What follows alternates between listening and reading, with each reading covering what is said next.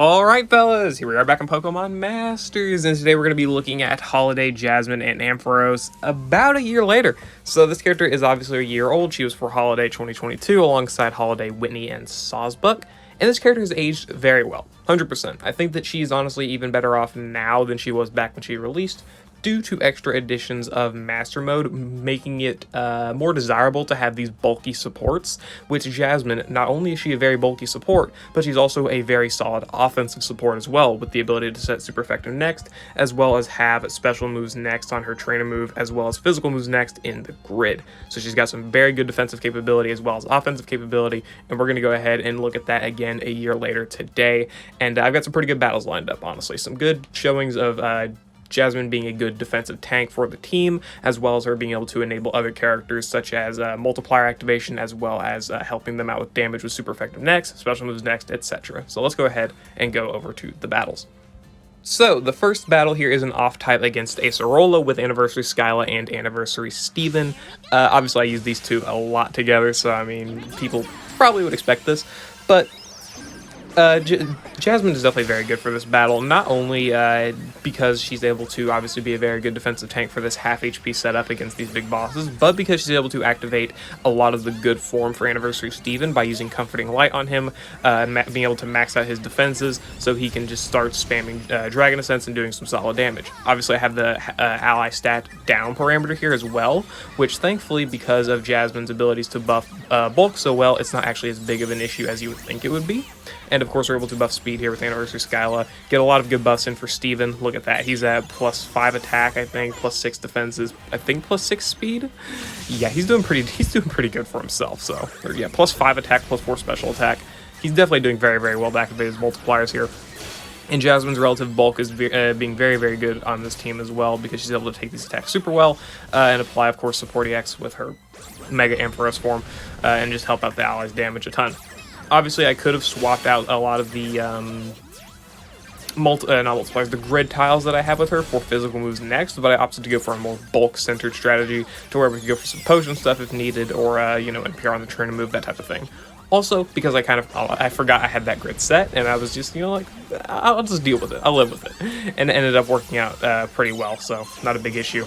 This would have definitely been a better showing on a super effective stage with Anniversary Steven, because I could have opted to not choose the the ally stat down parameter, but I wanted to be able to have enough strength and whatnot to where the enemies weren't overbearingly strong, so that's why I didn't do that or wait for a super effective stage or whatever. Plus, of course, I don't get to choose, which is a little bit annoying, but whatever. You can see Jasmine later on in the video do a duo with Anniversary Steven against Tapu Bulu, which is very, very nice. That's probably what we're going to end with for sure. But yeah, this is pretty much just a showing of her being able to activate good form for Anniversary Steven, as well as apply a lot of good bulk to this team, where the enemies have a lot of strength, attack up, as well as obviously giving ourselves half HP. So we're pretty much enabling ourselves to be able to take a lot of damage, but Jasmine is able to counteract that quite well and be a very nice bulky support here, and applying obviously a lot of healing to the team itself. In conjunction with Anniversary Skyla, of course, with her mini potions and flinch capabilities, of course. That was obviously something to keep note of as well.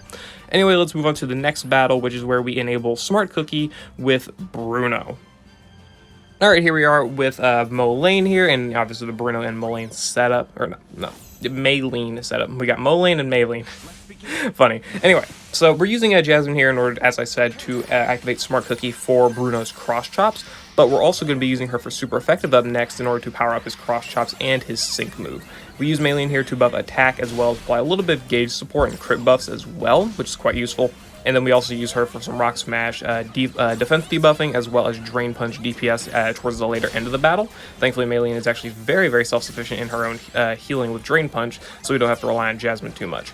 As you can see, Jasmine nearly goes down, but that's mostly because she's unable to apply buffs to herself because she's too busy buffing Bruno. But that's not a big problem because, again, she also can buff her own defenses, which is what is enabling her to survive these attacks right here and right now, which is very good, of course. We go ahead and go for the Support EX again here because it's the best optimal play to get a lot of damage out, because Bruno is definitely a more DPS-oriented unit than, obviously, nuke-based. So we're able to KO the side there, get ourselves that turn denial and whatnot, and go for the Cross Chops here. We go ahead and we use the potion on Jasmine just to make sure we're topped off on HP and whatnot, which it doesn't matter because the enemies don't do too much damage as it is, because Jasmine's got +5 in both defenses at this point, alongside like 350 level defenses. She's absolutely crazy. But we go ahead and use her super effective next here on Bruno for his cross chop, use the drain punches on Maylene. Good healing, by the way. And then do a ton of damage there with Bruno, which is definitely going to give us the option to be able to KO them with a cross chop here instead of having to go for our nuke, which is very nice. So we can go ahead and go for our nuke on the Magneton there and get a nice clean KO with pretty much no issue at all. Very, very nice. So this just supports, again, that Jasmine is a very good character for making sure your team can survive these heavier hitting opponents, as well as giving them a lot of buffs for their different multipliers, most notably Tough Cookie and Smart Cookie with her defensive buffing ability, as well as, of course, being able to buff super effective damage. And again, I could have gone for the physical moves next buff with her grid, but I opted not to, again, because I forgot, mostly. But don't worry, the next battle does have that, so we'll be fine on that front. Pretty much just grid Bruno for his tons of critical strikes, as well as Smart Cookie, and then obviously give him the double down and Sync Nose, and you're good there. Jasmine would be more optimal probably to go for the physical moves next buffs on Comforting Light for a high-powered cross chop if you wanted to go that route, but you don't have to. And obviously, as you see, I didn't, so it's not necessary. By the way, Bruno, one of the best 4-stars, I would say. Definitely. He's just so good against any fighting weak stage. Anyway, yeah, let's move on to the next battle where we make abuse of Jasmine's super effective next and special moves next. Hero versus Kahili, and who better to make abuse of special moves next than with what Neo Champion Red? Yeah, I wanted to say Signet Suit, but no, Neo Champion Red here. Obviously, he gets the nuke multipliers every time for every buff of special moves next he has. So this is pretty much a setup where we give him as many special moves next as possible to empower his nuke, so we can just do as much damage as we possibly can. So we ended up getting him to +7 before using his nuke, as well as giving him a super effective next. So for even a 1 out of 5 Neo Champion Red, for this first sync move with no support EX, we can hit for a ton of damage. Again, just despite him being a 1 out of 5 character. Best unit in the game? Maybe, but only a 1 out of 5. So I'd still say this is quite impressive for the most part. Jasmine does end up going down from this, but that's because we are too busy focused buffing Red instead of like using a potion. We would have been able to survive easily if we hadn't like used a potion or something, but we opted to not. And of course, I actually gave her a ton of offensive buffing stuff, strength, attack up, all of it. I gave her pretty much everything. And Kahili is one of the harder hitting stages in Alola, I believe, if I remember correctly. But it doesn't really matter. We go ahead, use Red's nuke for a good 16,000 damage on them, pretty much for free, and then we go ahead and finish him off with a Dancing Ice Beam. Didn't really want to use Irida too much. Probably could have used Egg Glaceon. I actually should have done that. I should have used Egg Glaceon to further sell my point, because I didn't actually want to use Irida, but Egg Glaceon didn't appear in my head until literally right now as I'm re-recording this footage, or voicing over this footage. Well, I should have done that. It would have been a nice use of the evolutions, because I have not actually used them in any serious setting yet. I need to remember that for the future. If you're watching this down in the comments, please remind me. For some future showcase, I actually do want to end up using those egg evolutions. Anyway, yeah, that was the battle versus Kahili, with Jasmine being able to buff a ton of special moves next. Let's go on and finish this off with a duo versus Tapu Bulu with Anniversary Steven. Alright, so here is the duo versus Tapu Bulu, and I'm not really going to talk about the battle too much. It's pretty much just spamming Dragon Ascent with Anniversary Steven, and then obviously you can do different things with Jasmine. You can go for Comforting Light multiple times to max his defenses fast, or you can go for Thunder Shock like I do and go for Potion Recovery, / Healing Recovery rather.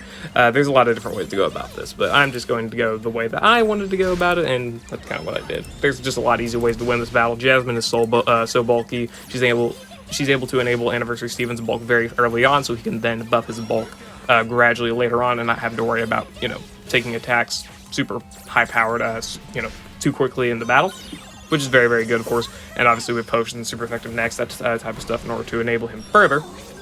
But anyway, I wanted to talk about a little bit about Jasmine here as a whole. She's got a lot of great abilities. She does. She's got Static Cling 9 in her grid, which is enabling Guaranteed Paralysis. Very good for stuff like Yuxi or just any allies that need paralysis multipliers that you don't feel like activating with another character. You've got Team Shout 4, which is good if you want to do gradual buffing. That would have probably been a very good pickup for this specific battle here. Being able to max out Anniversary Steven's attack would have been relatively useful in its own sense, but of course, I didn't pick that up. Shock Recovery could be good, of course, in a setup where you're using electric terrain, which may not be many because a lot of the electric type attackers don't really benefit too much from Jasmine directly, but of course if you do want to just slap her on there, she'll gain that little bit of buffing. Again, trainer move, Mighty Friend and Clever Friend 9 for the special moves and physical moves next buffs. Probably one of her best, most notable abilities with extra move levels. So Jasmine, you know, can do a lot of great damage that way, or enable a lot of great damage that way for other characters, so you can do a lot of great stuff with that. Honestly, it's most of the reason why people would probably give this character candies, because she's able to do all these physical moves next and special moves next buffing, which is a great ability, of course.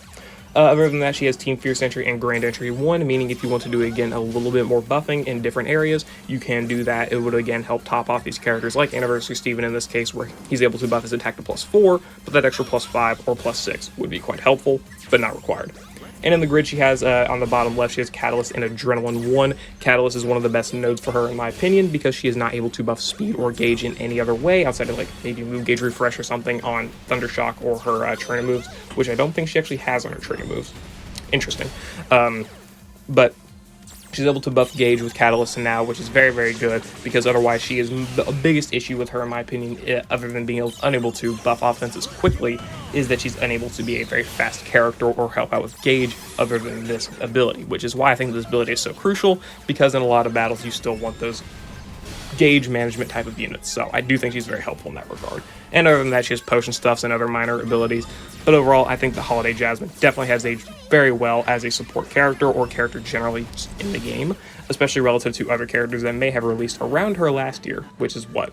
The Neo Champions, they aged quite well, but I would say that just even as a defensive seasonal unit, she aged well, especially compared to the likes of, you know, Fall Iris, or Summer N, or Summer Hilda. Whatever, right? Anyway, yeah, that's pretty much the end of the footage there. If you all liked what you saw, you know, you like Holiday Jasmine, let me know down in the comments below, and I'll see you all later. Hope you all enjoyed.